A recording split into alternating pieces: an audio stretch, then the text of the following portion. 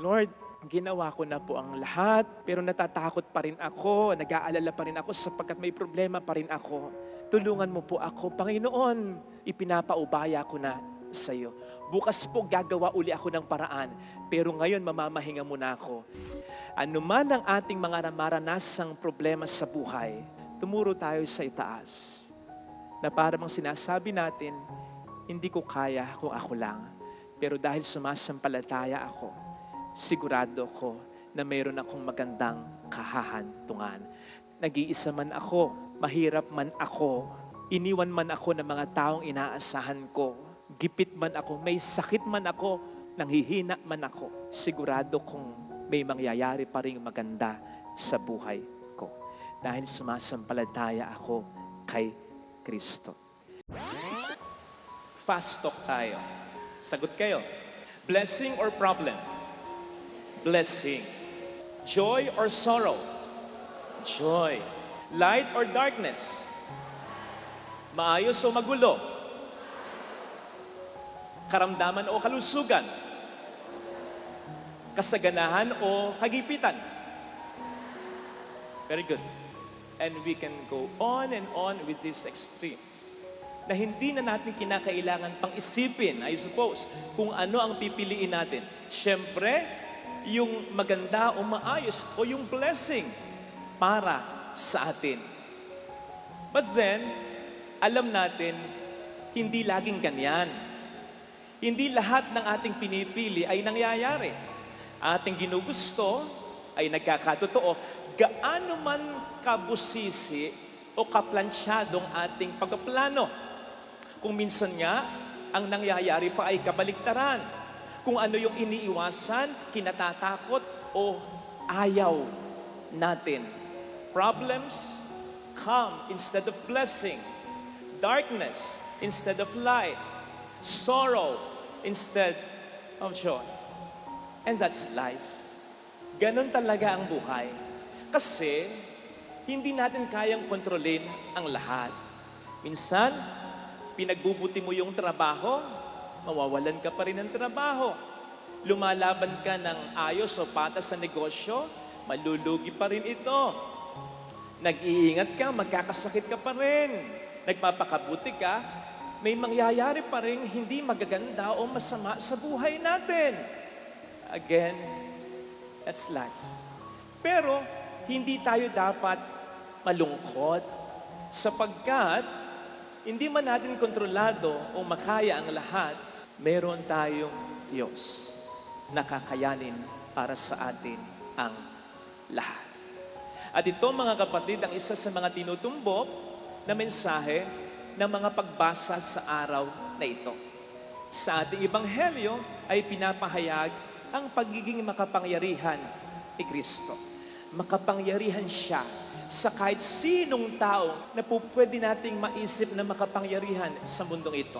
Sapagkat ang Panginoon ay hindi lamang tao, siya din ay Panginoon at Diyos na totoo. Hindi lang makapangyarihan ng Diyos, siya din ay mapagmahal. Sapagkat nagkakaroon ng silbi para sa atin, lalo na ang kapangyarihan ng Diyos dahil sa pagmamahal niya sa atin, gagamitin at ginagamit niya talaga ang kanyang kapangyarihan para sa ating kabutihan sapagkat tayo ay mahal niya. Ang mensahe po ng ating unang pagbasa, kung pabasahin natin sa kabuuan, ay hindi lamang yung biglaang pagpapagaling ng Diyos ni Yahweh kay Tobias. Sapagkat ang isa sa mga mensahe nito ay yung nangyari kay Tobias dahil sa pagkabulag niya. Hence, mas na-appreciate niya kasi yung paggaling niya. Mas nakita niya kung paano kumikilos si Yahweh sa buhay niya. Mas naging mabait siya. Mas tumatag ang pananampalataya niya. Habang siya'y bulag at mas kumakapit sa puong may kapal. Ibig sabihin, may nangyari na maganda. May nagawang maganda ang pagkabulag niya sa kanya. Dito po natin makikita na sa kapangyarihan at pagmamahal ng Diyos sa atin, kahit ano, kakayanin niyang gawin para sa kabutihan natin. And this includes using even our pains, even our problems, even our sufferings para magdulot ng maganda sa buhay natin. He will bless us and He will never run out of ways to bless us. In all situations, He can bless you through your friends and even through your foes. Through the good things that happen to us and even through the bad things that happen in our life. Through your admirers and even through your haters. Ganun ang Diyos. Sabi nga pwedeng gumuhit ang Panginoon ng tuwid na linya sa liku-likong linya na ginagawa ng tao. Yun yung buod ng sinasabi sa Romans 8:28. All things work together for the good of those who love Him. O di ba, may mga kakilala tayo na dahil sa pagkakasakit, mas napalapit sa Diyos. Hindi nadaling mamatay, mas tumibay ang pananampalataya, mas nagdasal, mas nagsimba. O umamin kayo, yung marami sa atin, mas naging makadiyos nung panahon ng pandemya. Mas naging partikular sa salita ng Diyos. Mas naging interesado sa pakikinig ng salita at pagninilay, Yun sa panahon ng pandemya. May mga kakilala tayo na dahil sa problema na naranasan sa pamilya, mas naging buo sila. Mas nagsuportahan sila. Minsan, sa mga pangit na nangyayari sa buhay mo, mas nakikita mo yung mga totoong tao na talagang nandyan ay nagmamahal sa iyo. Hindi sa oras na meron ka, kundi kahit sa oras na wala ka. Kumonti man ang iyong mga kaibigan, okay lang, sapagkat alam mo na yung mga natira ay totoo. Mga kapatid, ang kailangan natin dito ay ang pananampalataya. Sapagkat kapag tayo may pananampalataya, ibig sabihin tayo nakakapit sa Diyos. Lahat ay magkakaroon ng kahulugan. Kahit na ang ating mga pangit na naranasan, magkakaroon yan ng magandang kahulugan.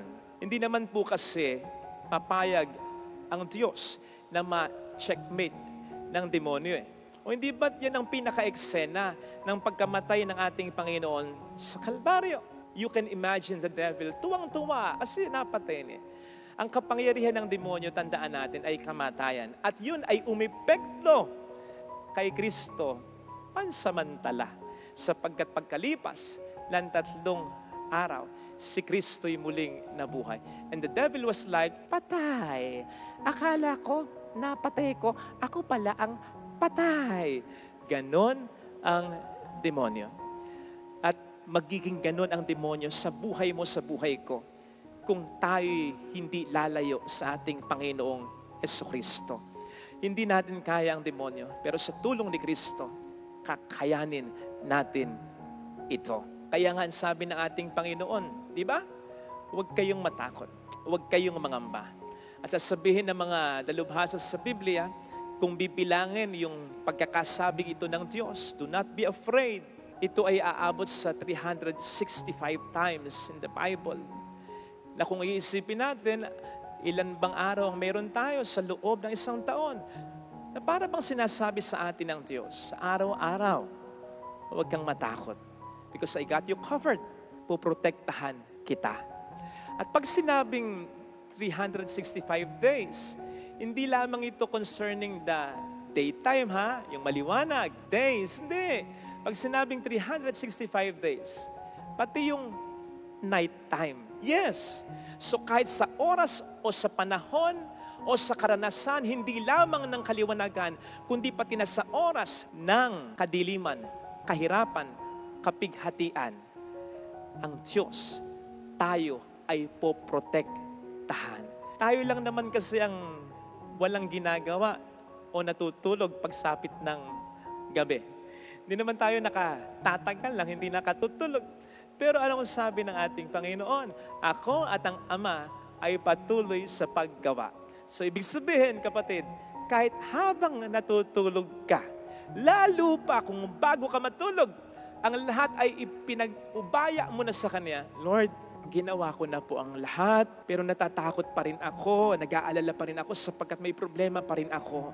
tulungan mo po ako. Panginoon, ipinapaubaya ko na sa iyo. Bukas po gagawa uli ako ng paraan, pero ngayon mamamahinga muna ako. And God is surely like, sige anak, you've done your best. Ako naman, mula kanina tinutulungan na kita. Ikaw, mamahinga. Pero habang namamahinga ka, tutulungan pa rin kita. Gagawa pa rin ako. Hindi para sa kabutihan niya o ng Diyos, sapagkat ang lahat ay nasa Kanya na. Para saan? Para sa kabutihan pa rin natin talaga. And come to think of it, tayo lang din naman ang natatakot sa dilim. Pero hindi ang Diyos. Kaya nga, sinuong niya ang kinaroroonan ng mga yumao. Namatay siya upang harapin para sa atin ang dakong pinakamadilim. Again, ito yung kapangyarihan ng kasalanan. Walang iba kundi ang kamatayan. At yan, para sa atin, ay kanyang napagtagumpayan. Ang sabi nga pala ng Panginoon sa kanyang mga disipulo, sa John 9 verse 4, gawin na natin ang mga ipinapagawa ng nagsugo sa akin habang araw pa, sapagkat pagsapit ng gabi, hindi na makakagawa ang tao. Ang sabi ng Panginoon, ang tao. Totoo yun. Kasi paggabi, natatakot ka na.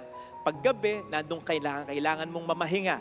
Paggabi, hindi ka makagagalaw. Pero maliwanag ang sabi, pagsapit ng gabi, hindi makakagawa ang tao.